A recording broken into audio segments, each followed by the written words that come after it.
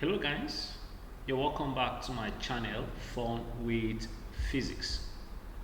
In today's lesson, we are going to look at electrostatic or simply static electricity. The PowerPoint in use is actually from Boardworks with a little bit modification by me to suit what I have in mind. Let's quickly start with electrostatic phenomenon. Have you ever wondered why some of these phenomena occur? Like this one on your screen, or this one, lightning, or this one, okay, or this. Using a comb to pick a piece of paper.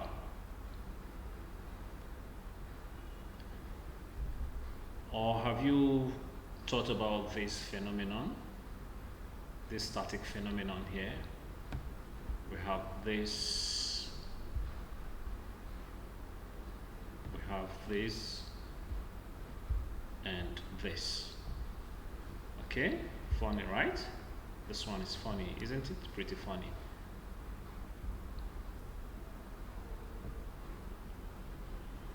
You've thought about them? This phenomenon, the phenomenon you just saw, actually occur because of transfer of what we call charge. Okay? Now let's look at this simple investigation, simple experiment. A guy has a Papex rod and a cloth, a dry cloth on the other hand. And then he decided to rub the Papex rod and the dry cloth. Now, later on, he discovered that the rod is positively charged, while the dry cloth is negatively charged. Now, notice that the arrows showing that something is moving, the negative, the minus signs are transferring, are moving, leaving out the positive signs.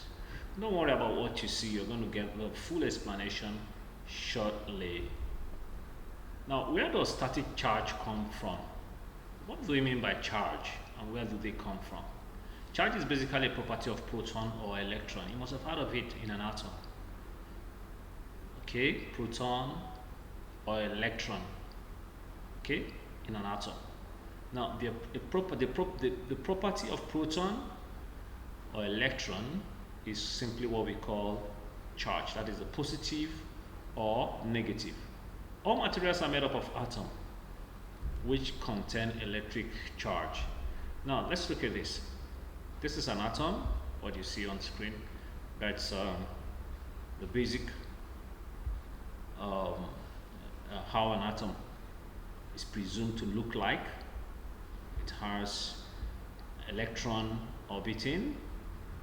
Now and then round what we call a cloud, electron cloud around, and then we have a nucleus. In the nucleus we have a proton and a neutron. So around the outside of an atom are electrons which have negative charge. So this is an electron, it's going round, orbiting. Okay, this circle just shows the part it's moving. The nucleus at the center of the atom contains protons which have a positive charge. Okay, it has neutron also that is not charged at all. An atom has equal amount of negative and positive charge which balance each other, so the atom has no overall charge. In this case, if you have equal plus and minus, it can cancel out to become nothing or zero. So the net charge in an atom is zero. Electrons do not always stay attached to atom. They can sometimes move when you rub something against another. Okay, so electrons is free to move. This is a mobile one, like you can see here. It's free to orbit and to transfer to another place. Okay, now why do charge stick to insulators? Now the question is, what are even insulators? An insulator is any material that doesn't allow current to flow. In one way or the other, you get to use current at home, electricity at home, isn't it? Okay, something is flowing, electron is flowing, or charge is flowing in it. So a material that doesn't allow current, charge to flow in it is an insulator. So we can say that the wood, plastics, leather, what have you, so many of them, think of it, rubber, okay, air, they are all insulators. So insulators have high resistance to the movement of electrons, so prevents electrons from flowing inside them, and the charge remains static around them. So in case they are in any way charged, it remains static. Conductors, on the other hand, cannot hold charge, as the electron can move through them. So let's look at these two pictures here. This is a free moving electron in a metal, so this is possibly a conductor. In fact, it is a conductor. So this is a static charge that is there but cannot flow in the material, okay, but sticks around it.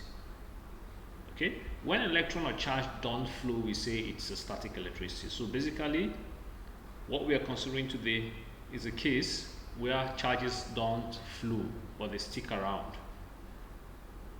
They don't get to flow, they don't get to move from one end to another, but they stick around. When electron or charge don't flow, we say if it's static electricity, but when it flows, if it's current electricity. So we don't have any business with this for now. Current electricity, we are basically looking at static electricity. Now let's see the properties of some of the charges. Proton is +1, neutron has no charge at all, and electron is -1. So the net charge +1 -1 in an atom is 0. Now let's look at this. If I have a proton,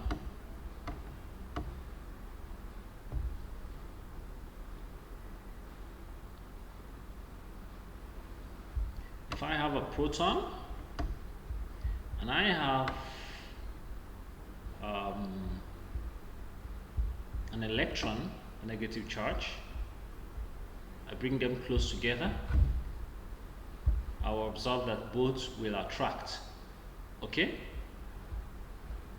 On the other hand, if I have a proton and another proton close together, I'll observe that they repel each other. Okay, how about if I have an electron and another electron? What will happen? Can you guess? The case where I have proton, or positive charge, they repel. How about here where I have electron, negative charge? What will happen? Of course, they will repel. So this is a fundamental law here, okay, of electrostatic.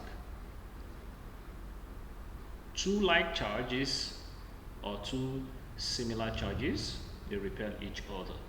But two unlike charges or two different charges attract each other. Okay? Alright, let's look at this quickly. Positive and positive charge. What happens? Of course, they will repel. Negative and negative, can you tell me the answer? Repel, of course. Positive and negative, two different or unlike charges. What happened to them? What will happen when I bring them close together? Of course, they will attract. Okay? Like charges repel, but unlike charges attract each other. Okay? Now, charging object.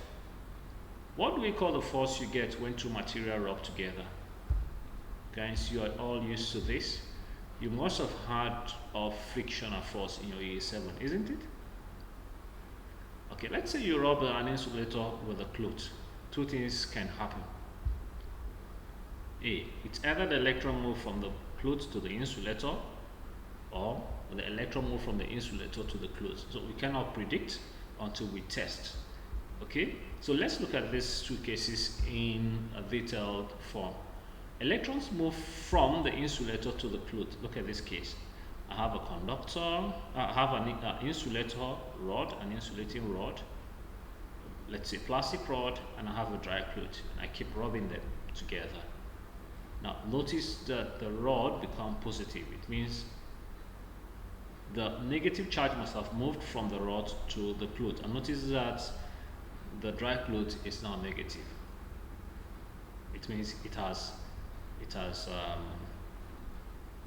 attracted negative charge from this. Negative charge has actually moved to it. Okay. Now, before these items were charged, we are rubbed together. They are actually neutral. That is equal positive and negative charge. So one way of charging a material is by rubbing them together, or what you call friction. Okay, the cloth becomes negatively charged. What charge has the insulator? This insulator rod. Of course, it's positively charged from what we see in the diagram. It's only the electrons that are free to move. Okay, so electrons are free to like jump. They can't flow on the insulator, but they can jump to the other insulator, to the dry cloth. So electrons can actually move from here to this other one, leaving the other one here, leaving this insulating rod, plastic rod, to be to have positive, more positive than negative charge. Okay. Now let's look at a real simulation here to see what's happening.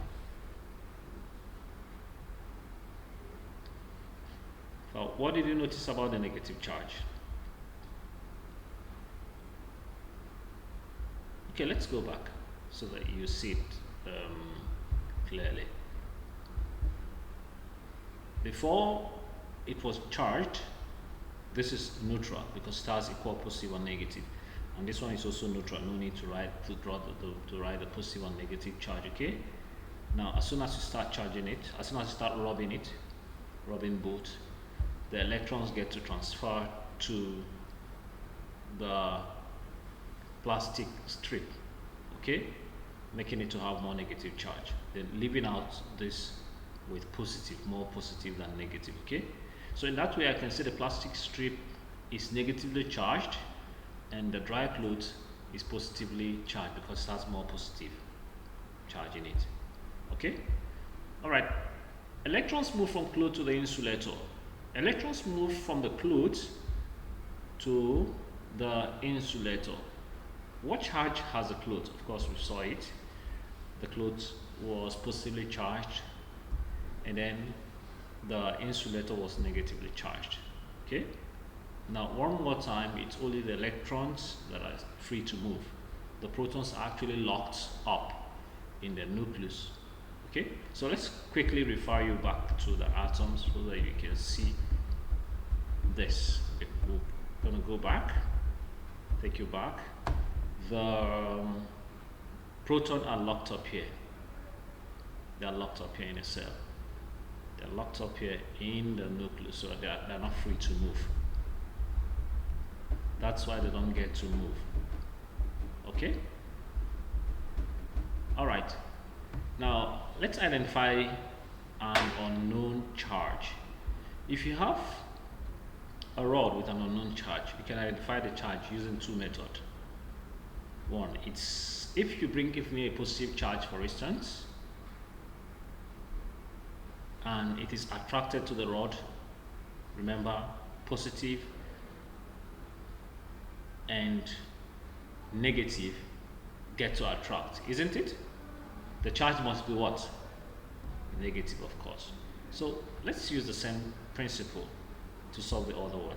If you bring it, if this is positive, for instance, and you bring a positively charged rod and it's repelled, okay, if this is unknown, for instance, unknown, and then you bring a positively charged rod and it's repelled by the rod, then the charge on the unknown rod must be what? Must be positive. Okay. All right, in the same way, let's say this is negative, but we are not sure, and then we bring it close to a negative charge object. What charge do we expect? And it attracts. So what charge do we expect on this unknown? This is unknown, we're not too sure, and then we bring it close to a negative. What charge? And there is an attraction. What charge do we expect the rod to have? Positive, of course, because positive and negative attract. But if you bring it close, the unknown rod, you bring it close to a negative charge, and it repel a negative charge. What charge can you say the rod has? Of course, you're going to say it has negative, the same charge. Remember, similar charge, repel, but different charges attract each other. Okay, are we good? All right, if you bring a negative charge rod near a piece of paper, why does the paper stick to the rod? Like what you saw in the comb. Bring a negative charge rod close to a paper. Why does it stick? Look at this picture. Now you'll notice that the negative charge, since a negative charge rod is brought close to this, a positive charge is induced on this side. That is, this side is polarized, become positively, predominantly positive charge. Why negative charge drifts away? Remember, unlike charge, they don't attract, so all the negative charge, which is free to move, drift away from it. Okay, so this side now is positively charged, while the rod is negative. In that way, there will be an attraction between this side of the paper and the rod. Okay. Now, if you bring a positive charge rod near a piece of paper, why does the paper stick to the rod? The paper initially has no charge. That is, the net charge there is 0. And then you bring a positive charge rod close to it. What happened? The negative charges will drift to this side, isn't it? Because they want to attract this positive. In other words, I can say this positive charge has induced a negative charge here on this side. Or I can say this side has been polarized negatively. Okay? So in that way, this side that is negative can quickly attract the positively charged rod. Okay, let's answer these few questions, and then if you have any comments, if you have any question, please write on the comments section. What is the charge on an electron? A, positive, B, negative, C, neutral, and D, depends on the atom. Of course, it's negative. Now the second question, what force can be used to charge insulator? From what we discussed, gravity, friction, weight, or energy. Any idea? Of course, it's friction force. Okay, so comment on the comment section, okay, if you have any question, and expect the next video application and the dangers of static electricity. Thank you.